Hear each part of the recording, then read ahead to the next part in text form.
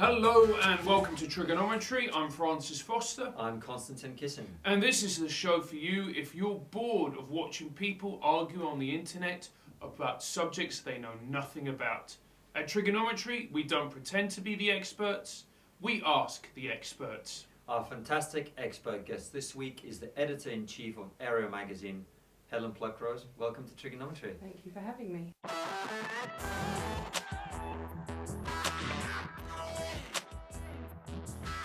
It's great that you're here. Thank you so much for coming. And listen, before we get into the interview itself, tell our viewers and our listeners a little bit about who you are, how are you, where you are.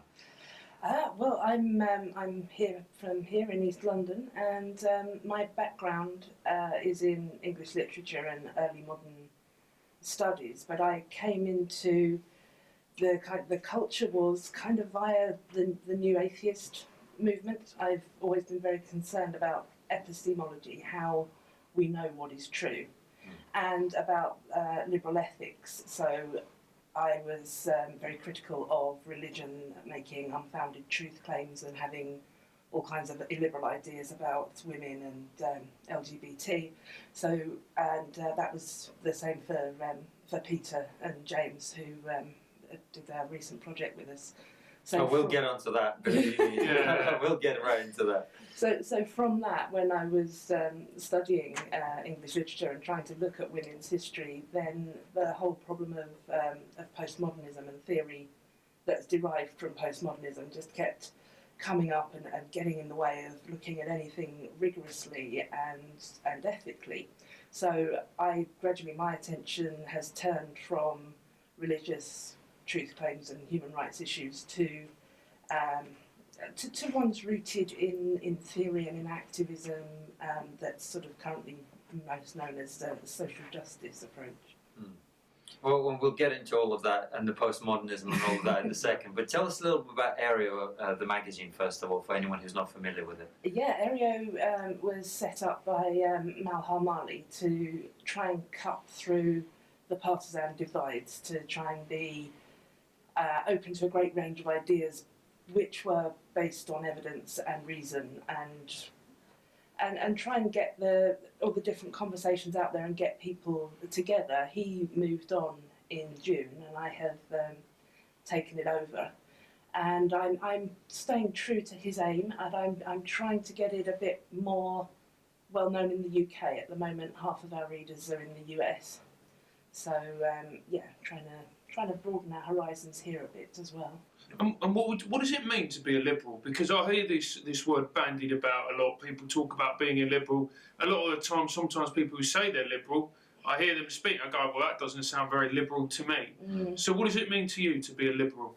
Well, I think that what you just said there sort of covers it. That doesn't seem very liberal. If something is illiberal, we recognise it much more easily. It's something which isn't fair, which isn't free. So to be illiberal is to try to shut down certain freedoms. It's to be unbalanced and unjust, really. So when we are saying liberal in this broadest sense, what we are looking at is people who are concerned with freedom of speech, freedom of belief, freedom of choice generally, and people who are interested in a fair society and giving everybody the same opportunities to achieve everything. It's a focus on individuality and shared humanity.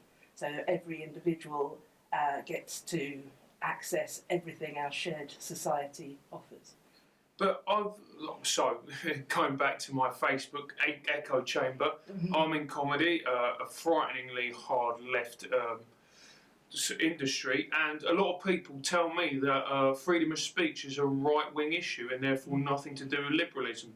Do you agree? No, I mean that's what the problem that we're seeing at the moment. The liberals, when the word liberal first came about, it was about freedom from the state in Italy and France, and it still, I say it still does, it still should be about this overarching freedom. But what we've seen happen is the political scene has kind of shifted, so that now we have this hard left coming up, and it's it comes from somewhere completely different to the whole liberal aim. It comes from the radical side of what was once the Marxist side, but it's a rejection of Marxism. But it keeps this kind of idea of this really quite sort of authoritarian idea of language creating reality. So we have to be very careful with language. We have to monitor and regulate what people can say and what they can't say, because that constructs our social reality, which is in stark contrast to the traditionally liberal idea of the marketplace of ideas, where we believe that we can beat bad ideas with better ones, and that is in fact what we have done with increasing rapidity throughout sort of the last century. So yeah, the freedom of speech is not always now associated with the liberals if we're associating liberals with the left, but the hard left is illiberal, so it is, we can get lost in the words there, because of course in America liberal is understood often to be synonymous with the left, and in Australia it's understood to be synonymous with the right. So I think we just have to be saying we're talking about the opposite of illiberal. Okay. It must be quite complicated for someone like you as well, because when we were talking about you coming onto the show, you mentioned that you're someone who comes from the left, right? Yeah. So it must be quite weird to see that part of the political spectrum be kind of cannibalized by this hard element increasingly, and to the point where, as you say, we no longer know what's a left liberal. It's become very complicated, hasn't it? Yes. What I'm very pleased to see is that a lot of the identitarians, the social justice identity politics left, are increasingly rejecting the label of liberal, and they are associating it with the right things.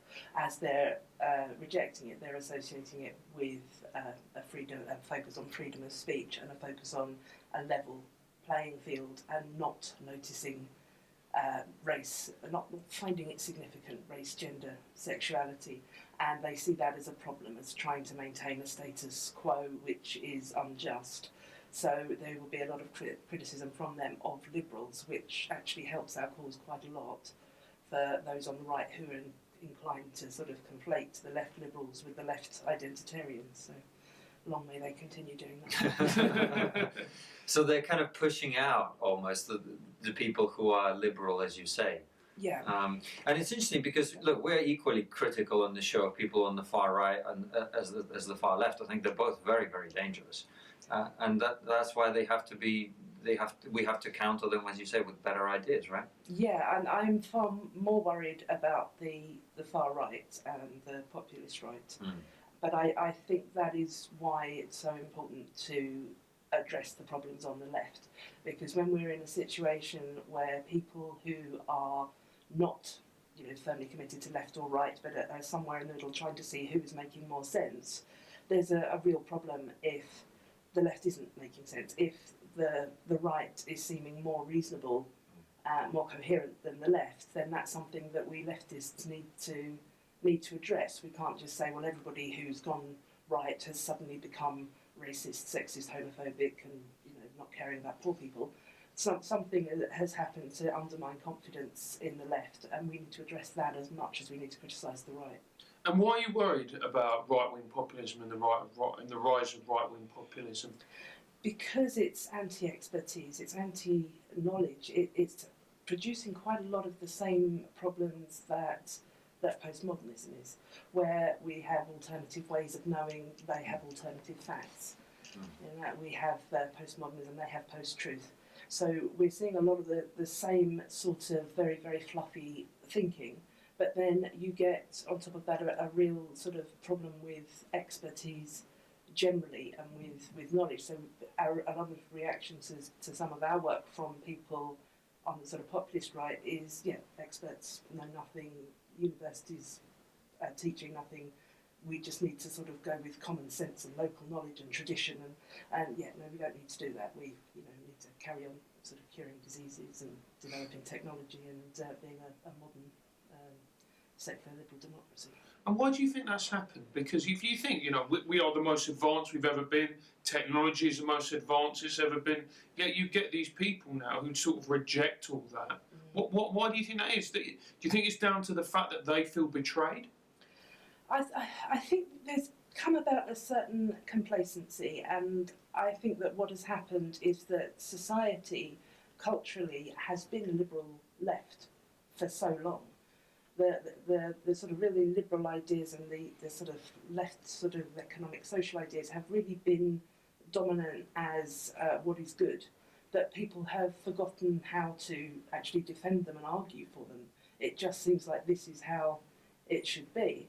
So when one side becomes too culturally powerful, it can kind of turn in on itself, start nasal gazing, and really get quite mad. So what we've seen with the cultural dominance and with the rise of the postmodern ideas, which came in at the end of the civil rights movements, all that good stuff with equal pay for women and equal rights for people of all races and decriminalising homosexuality. And yet this has come in on the end of that, and it's a completely different and mad way of looking at it. So now we've got that happening on the left, and on the right we've got a kind of reactionary pushback where there's a kind of pre-modern nostalgia for a time that never was, but when there was just traditional marriage and traditional gender roles, and so we've got that narrative kind of coming in from there. There's a deep suspicion, which is not unjustified, of the idea of liberal elites in universities talking incomprehensibly about pronouns and things. So there's that, but there's too much of a reaction to that. There's a lot of wanting to throw babies out with bathwater, and I think if we did lose our centres of knowledge production, people would suddenly appreciate them within a few years. Or within a few days, possibly. Yeah. I mean, they're very, very important, of course. But as you said, there is a lot of people, I think there are a lot of people who feel like, as you say, universities and the media and politics has been dominated by a certain way of thinking for so long that the pushback now is almost a necessary correction to some extent. But as you say, you can't throw away the baby with the bathwater. So how do we move forward from here? How do we create, which is what we're trying to do on the show, is create that sane centre within which people from the left, people from the kind of non-far right can come together and go, actually, we're all sane people, we're all trying to move to the same place. I know the answer to this. It's a good Facebook update. That's what solves everything. You you say something like racism's bad, up there, boom, nailed it. Well, other than Francis' complicated and articulate solution, how do we move forward from here? Well, like that, now I know how to fix it. I think James, Lindsay and I, we wrote a manifesto against the enemies of modernity, a very sort of deliberately provocative title. And what we pointed out, which is similar to what you just said, is that the lunatics are the fringes, they are the extremes. But what we are doing too much when we lean one way or the other is looking at the extremes on the other side, reacting against that, condoning or minimising the problems on our own side, and getting sort of further and further polarised. We think that we need to reconceptualise this and look at how many of us actually value the fruits of modernity. We value science, we value reason-based philosophy, strong institutions, the liberal sense of freedom and of equal opportunity.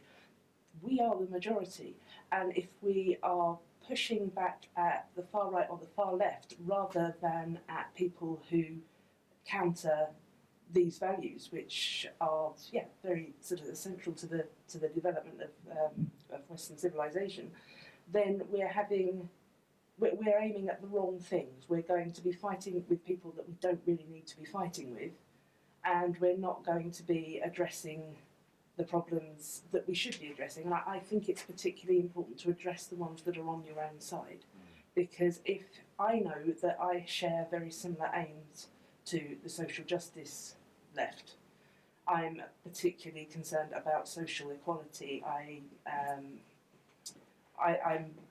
I'm interested in culture and in groups within culture and whether they are all having equal access to everything. So we have the same aims, but we have very different approaches. So what we need to do on that is talk about our approaches. There's a certain resistance to talking or being allowed to say anything from that group, so that makes it hard.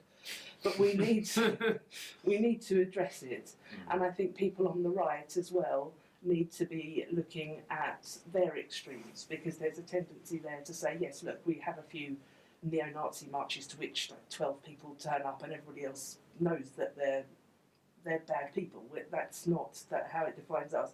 Meanwhile, you've got all these institutions which are really quite sort of controlled by this narrative which makes no sense. So we're not worried about our loons. Well, you should be, because we are seeing something of a resurgence of racism, of sexism, of homophobia, because we're seeing a bit of a pushback to traditional rules. There's an idea that there's a threat, because, and don't want to say that the left began this. It's been going back and forth for a long time. In America, James Lindsay will often argue that the extremes of the right produce the left. I tend to think here that the extremes of the left have produced the pushback from the right, but let's not get into who started it. Where was I? But yeah, I think if we've got this sort of coming up, when we've got this reaction now where we have where it becomes socially acceptable for women to make very negative generalisations about men, for ethnic and racial minorities to talk of whiteness and being white as in a disparaging way. Toxic whiteness, or toxic masculinity. Or and white fragility and all this kind of stuff. What we're seeing from that is a kind of pushback reaction, because even if we accept that systems of power exist in which some groups have been disadvantaged and may now be angry and may want to say things that we should understand, even if we accept that, we've got this kind of hardwired sense of fairness and reciprocity in us. So if there is this seeming imbalance where it's okay to be racist and sexist sometimes, that does tend to produce a corresponding racism and sexism back. And so I think that goes a long way to explain why we are now hearing more sort of openly sexist or racist comments, which are kind of reactive. So yeah, I think we need to all sort of take stock of this and try to really sort of focus on a consistency. Are you saying that demonising white men isn't a good thing? I am saying that. What a racist thing to it's say. controversial, but I will stick my neck out and say that. Well, I'm going to put that up on my Facebook feed and watch it all melt down.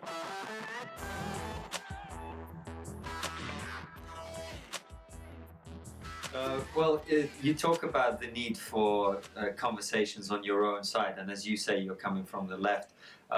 One of the things that you've been involved with, you mentioned earlier with Peter and James recently, is precisely an effort to do that. Yeah. Which is why don't you tell everybody, a lot of people who are watching the show will know exactly what we're talking about, but for anyone who doesn't know about this whole fake papers and the grievance studies thing, tell us a little bit about what happened, what did you do, why did you do it, and what was the result? We spent a year. We intended to spend up to 2 years, but we got caught. And we wanted to write some papers. That, you may know, James and Peter wrote a paper before in which they claimed that penises were best understood as concepts of toxic masculinity and they were causing global warming. It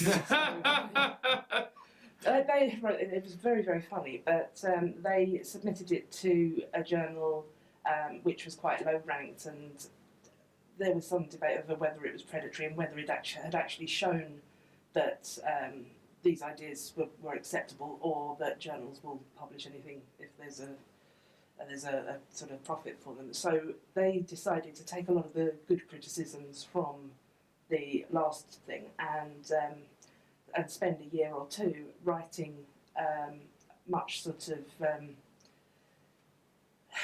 papers which looked at what we are all worried about, looked at a denial of objective knowledge, this sort of whole idea that culture is that everything is culturally constructed, and this inconsistent sort of a liberalism where we're viewing everything in terms of systems of power and certain groups who are always marginalised, certain ones who are always privileged, what can and can't be said, all of those big sort of things that we're seeing in action in social justice movements, and which are coming from papers in feminist, critical race, epistemology, philosophy, and those sort of fields. So we decided, and they brought me in on this, to write as many papers as we could and get them into the top journals in those sub-disciplines.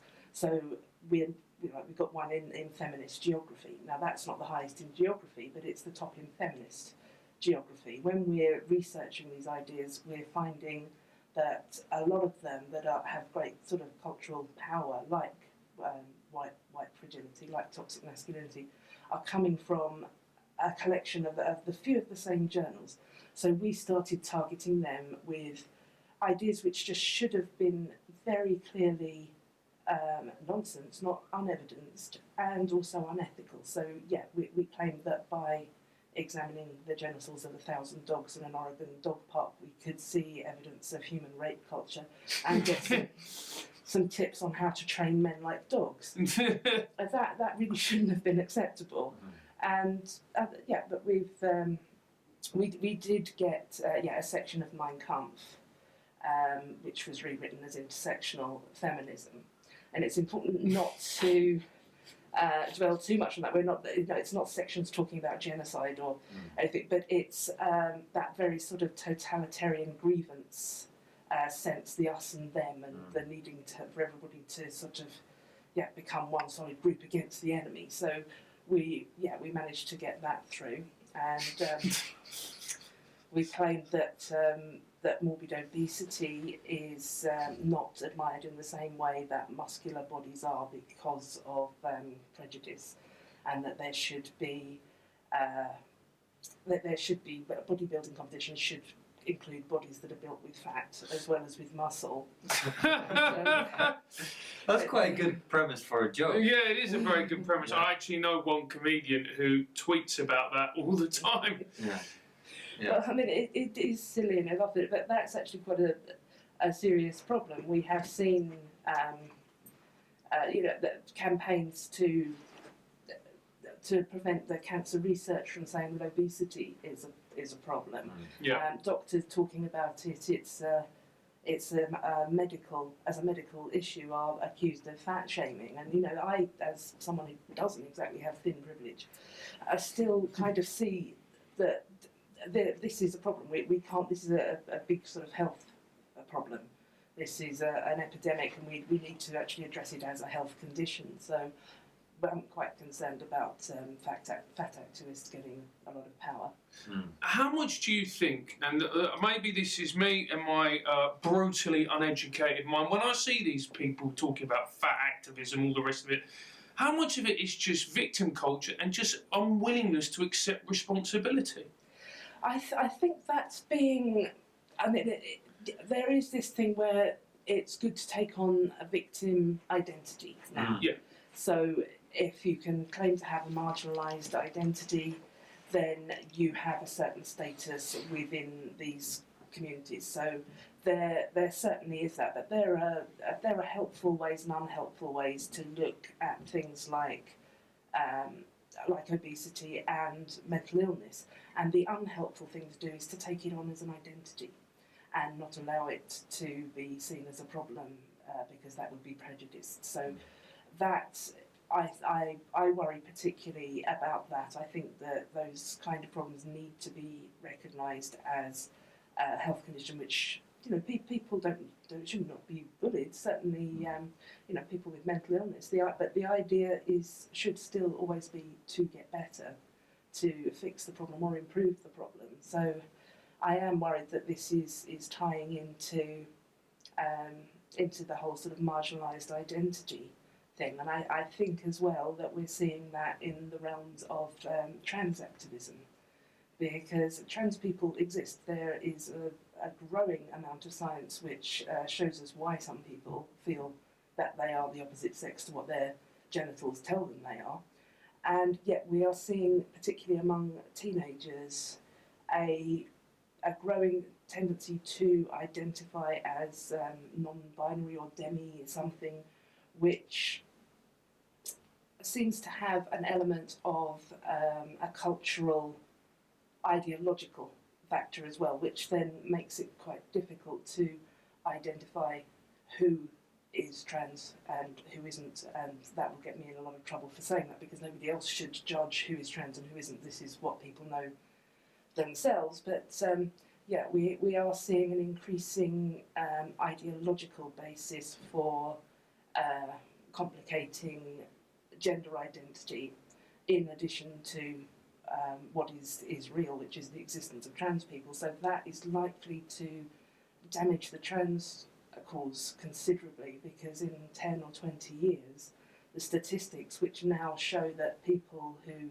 identify as trans after puberty normally do so for the rest of their lives, and then looking at their brains, I think there was a big study done in Post-Modernism, the evidence for why they did that is found. But what we're likely to find now is a load of people in their teens identifying as trans and then stopping, desisting, and this is going to undermine the cause of people who are trans, who want to transition. I mean, it's a great point you make about young people, because famously, you know, being a teenager is a time of exploration. You don't know really who you are. You don't know what, you know, your sexuality is a lot of the time. It's a time of exploration. You try things out. You find out who you are. You find out where your boundaries are. And if you're going to, you know, say that somebody is trans at such an early age, I mean, it's a recipe for disaster. It is if it takes on an ideological component. I mean, otherwise, where people are sort of unsure of what their gender identity is, or they're very sure that it's not the same as their genitals, then there are sensible and rational ways to go about supporting them, working out what's happening and what they want to do about it. But yeah, when we have, I'm afraid it's pretentious ideologues sort of coming in and talking nonsense about gender for political reasons, that's really not doing anybody any good. And that's what your papers that you wrote with the two guys, that's what you were trying to show, is that some of these academic subjects, which inform our discourse to a very significant extent, I would argue, they are purely ideological, and there is no pursuit of truth or fact in that subject. So you publish these papers, you try and get them through the academic journals. You're successful with some of them? Yeah, we at the time we had to stop. We had 7 in. There were 3 more. We were very confident were going in. People reviews had said this isn't quite ready yet. Get it back soon. You know, so we were, this section of Mein Kampf is not quite feminist enough. Yeah. So yeah, we were confident of getting 10. There were another 2 that we thought we'd probably get in.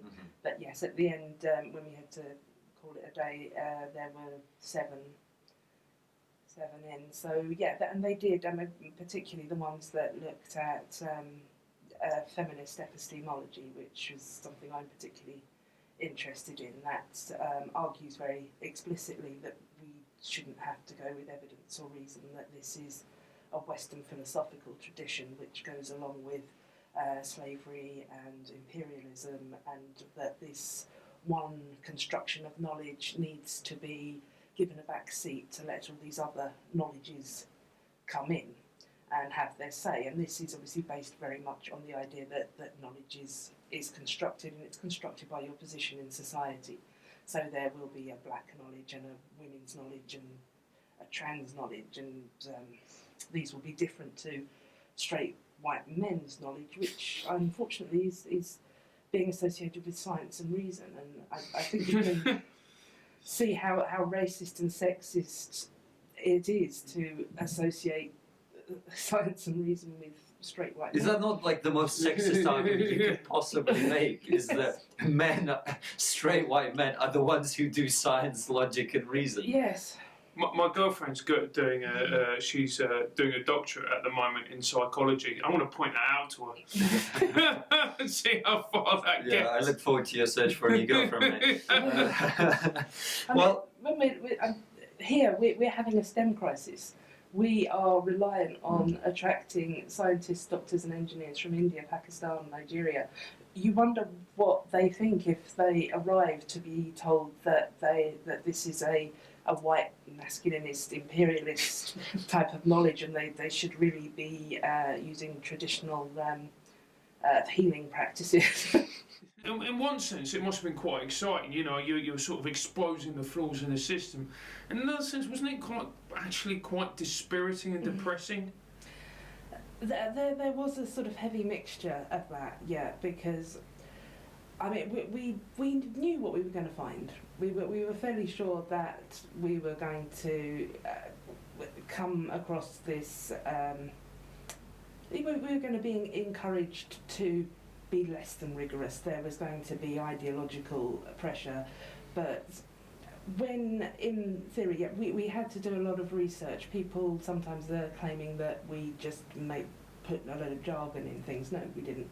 We read the papers, we understand the theory, we get the concepts, and we developed them in horrible ways. So that does kind of take a toll on you as well. I personally, I had a big burst of reading critical race epistemology, and Jose Medina and Barbara Applebaum in particular, being white, being good, white complicity. And I sort of read both of those books in the same day, and then in the evening I was just watching a TV show in which a mixed race student was graduating, and she hugged her white mother, and she loves her mother even though she's white. And I thought, what? Slap myself, but this has gone into my head. From having read this, I'm looking at this, I'm seeing relationships in terms of balances of power.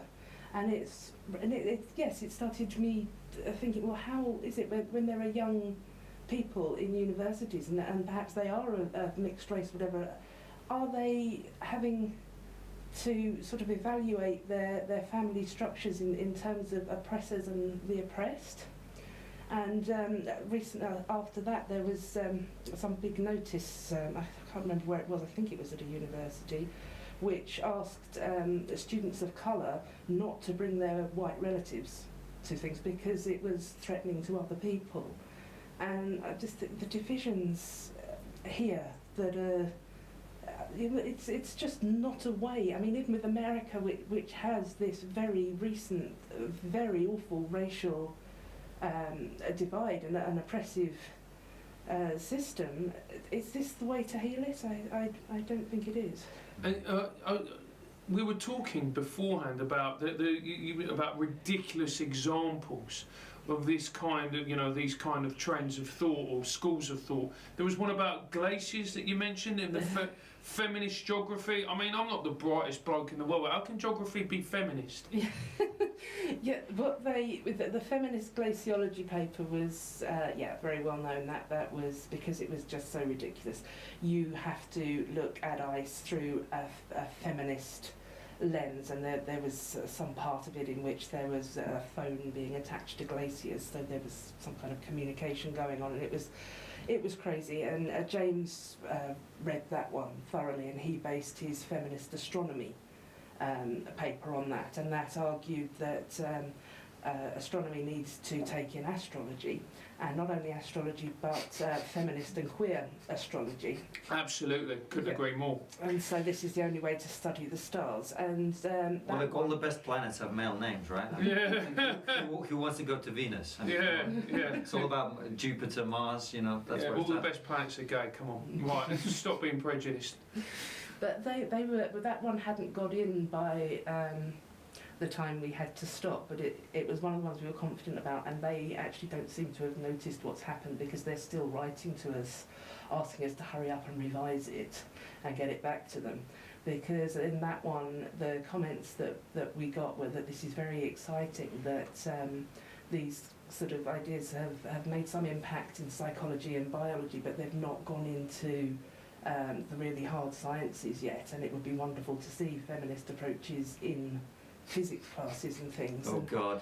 yeah, that one really did affect James quite badly. We call him the supercomputer because he's got this incredibly sort of logical mind. So he read the Feminist Glaciology paper through carefully, and then he just sort of didn't speak for 3 days because he was just so traumatised by the way humans are thinking, the just complete irrationalism of it. And when you attached the phone to the glacier, did it talk back? I can't even remember what the plan of that was, but I'm just, we're talking about this is feminist. Apparently, I'm thinking of all the years in which we've tried to overcome this idea that women are too silly and frivolous to do science, and now let's put a telephone in a glacier so we can talk Schwitz. No. Well, you know, the reason it may not have spoken back to you is because it might have been on EE. Because I never get any signals, so that might have been it. But did you get a lot of a backlash that people came out and go, look, what you're doing, you are part of the oppression, and you are part of the white hierarchy looking to oppress us and all the rest of it? Yes, there's been a lot of that. This has been mainly from the extreme activists type, and then things have happened following, and we've been linked into them. Only yesterday I was told it was assumed that I was celebrating the murder of 12 Jews because I'm quite clearly a fascist. So the changes from the Trump administration is planning for that would just sort of pretend trans people didn't exist. I apparently am responsible for that, I was told.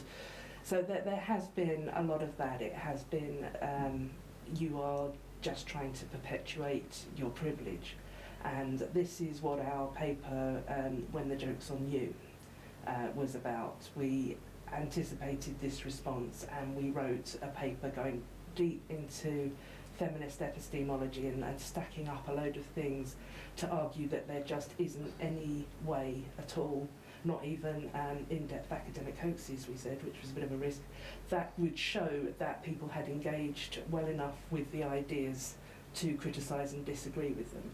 And that is what we've found. It's this idea of privilege-preserving epistemic pushback.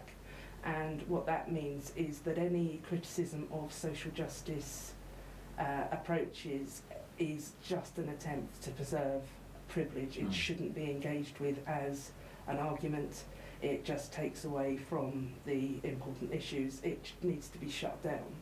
And that particularly horrified me, and so that was why we went into that paper to try and work out where this argument is coming from. And that one was, it got the yes, we want it within 8 days, which is very, very fast. And a revision, and it was the fastest one, and they called it an excellent contribution to feminist philosophy.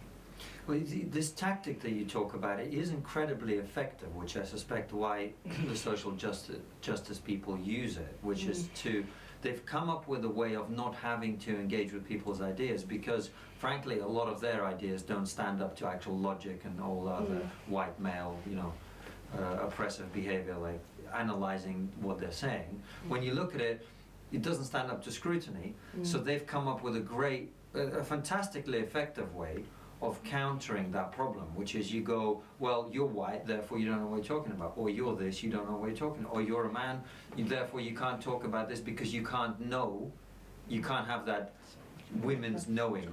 I need to stretch my legs out, sorry. Yeah, you're welcome to stretch out as much as you can in this cramped and tiny studio.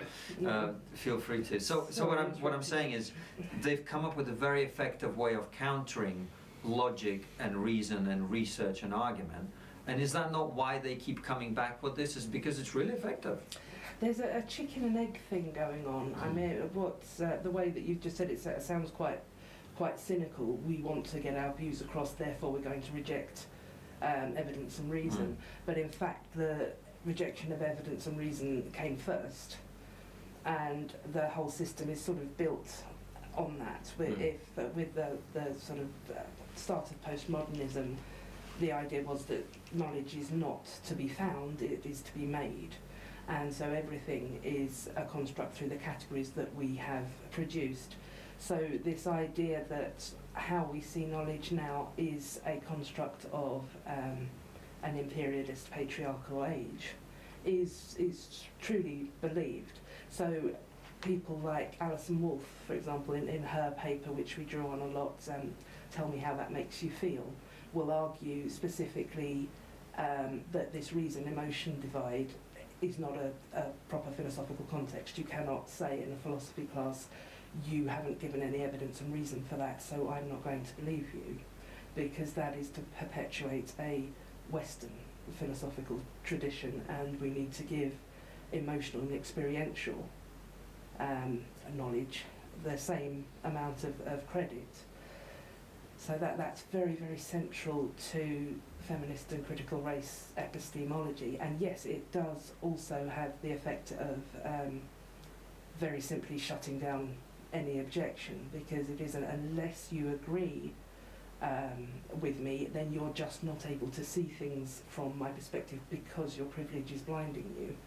There's nothing that can be done with that. So that was really why we wanted to write that particular essay and go really into that, to say, yes, we do understand it, we do know how it works, we've engaged with social justice concepts of knowledge, we still disagree. But yeah, the responses we've got to that is, yeah, this is just because you're white and the other two are male. And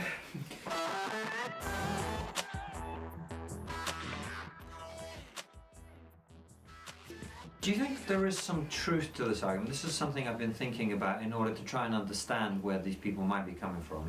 Do you think there is some truth to the idea that over a period of time we focused a little bit too much on facts and logic, and we have ignored people's what they call lived experiences that do inform us? Like, you know, if I was to tell you, like, I'm from Russia, right? If we were talking about Russia, if I was to say, well, when I was growing up in Russia, blah, blah, blah happened, that would have some value to an analysis of what's happening in Russia, wouldn't it? Mm-hmm. And do you think that the reason that this has happened is that maybe we've been ignoring that a little bit? I'm not sure. I'm not sure that we ever have. There has always been. There's certainly been an emphasis on science and reason, and there have been certain skeptic organisations which have been very scathing that personal anecdotes or experiences are ever relevant, and that can certainly sort of shut down a conversation, because as humans we do have experiences, and often somebody's experience is more important to what we're talking about. The example of this that I give is if a mother has lost her child, there are facts about how this child has died. Perhaps the medical community are interested in these facts. What is of interest to the people who love the family and around her are how this is affecting her, how she feels.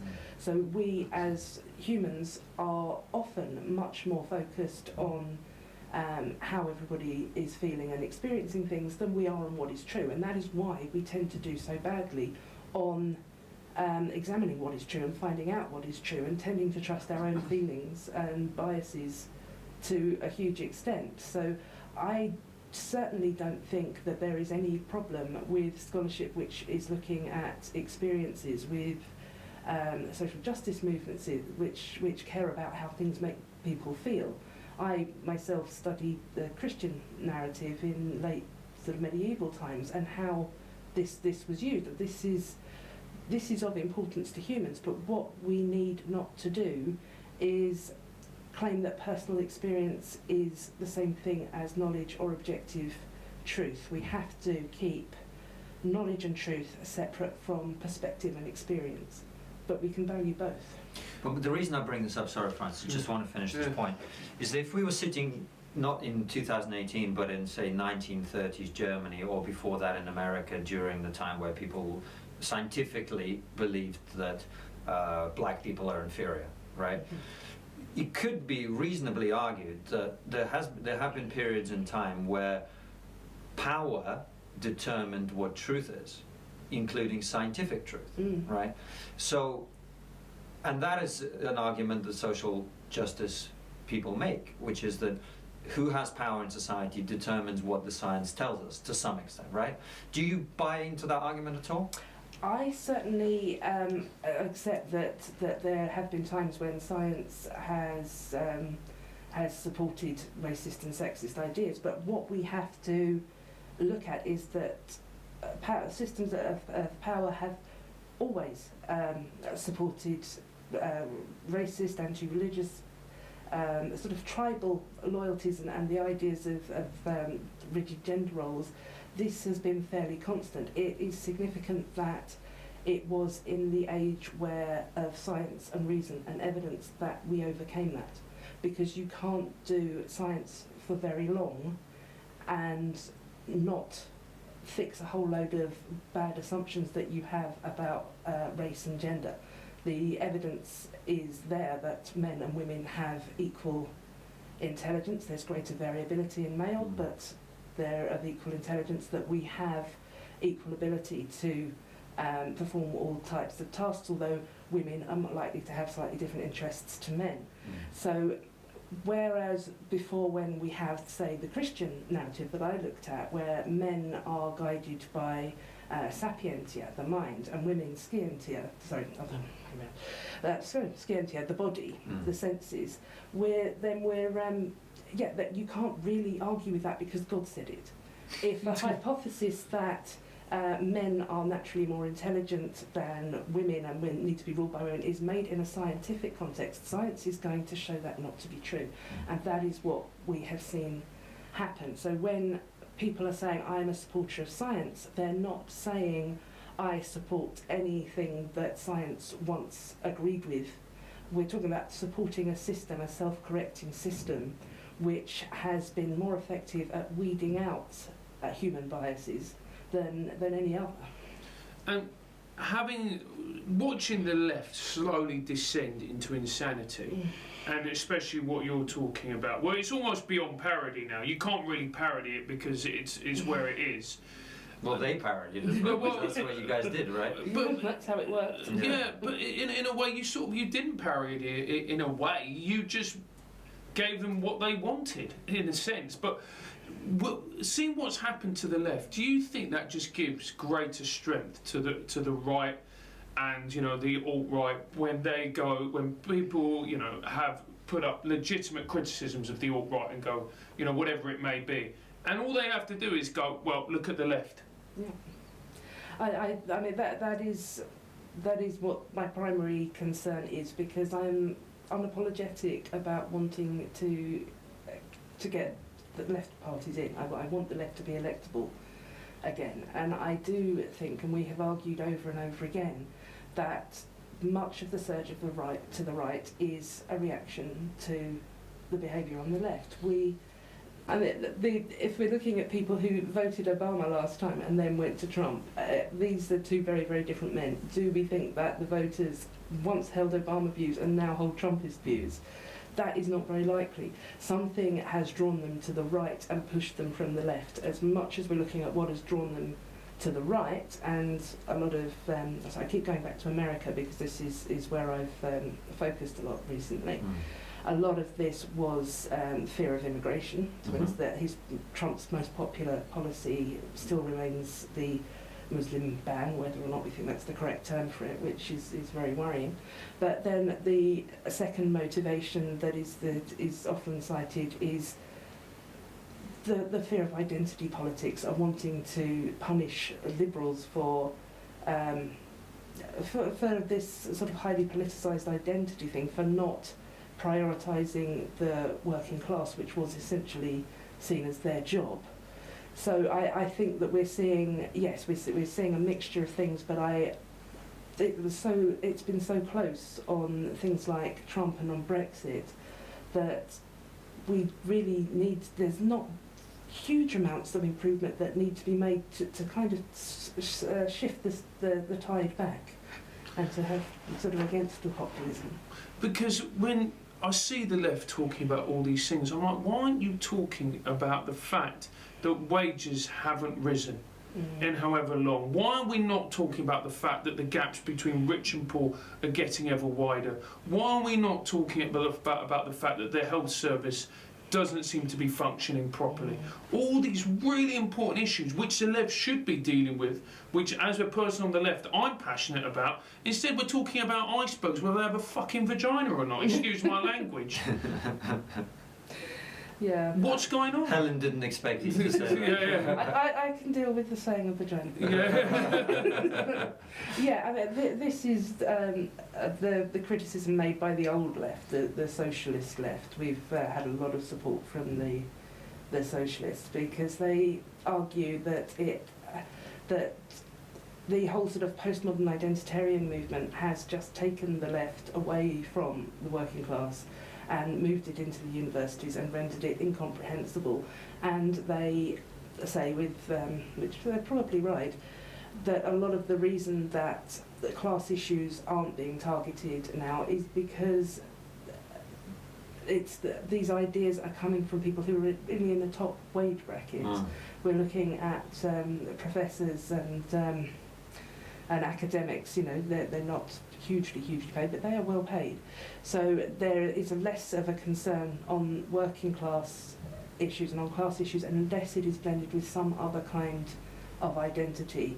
So having to admit that working class white men face any disadvantages in society really screws up the rest of the narrative. So that's really sort of downplayed, and this is why I get quite frustrated with people who try to confuse postmodernism with Marxism. And with what we're seeing at the moment is an evolution of postmodern ideas into identity studies. In the late 80s, early 90s, a number of theorists, like Kimberly Crenshaw and Judith Butler and post-colonials, they took these ideas and they said, right, we need to keep the whole cultural constructivist bit, but we can't just dismantle everything because we need to look at society. So what we're going to say is that there are certain groups in certain places experiencing certain disadvantages, which the original postmodernist ideas did not allow for. And so Crenshaw, particularly the founder of intersectionality and sort of influential in critical race theory, describes intersectionality as contemporary politics applied to postmodern theory. So we're looking very much at this kind of system. So if it gets conflated with Marxism, which is what postmodernism was very critical of and reacted against, because for Marxists there's an objective truth, there's an overarching structure, then we're not going to be addressing the problem in the right way.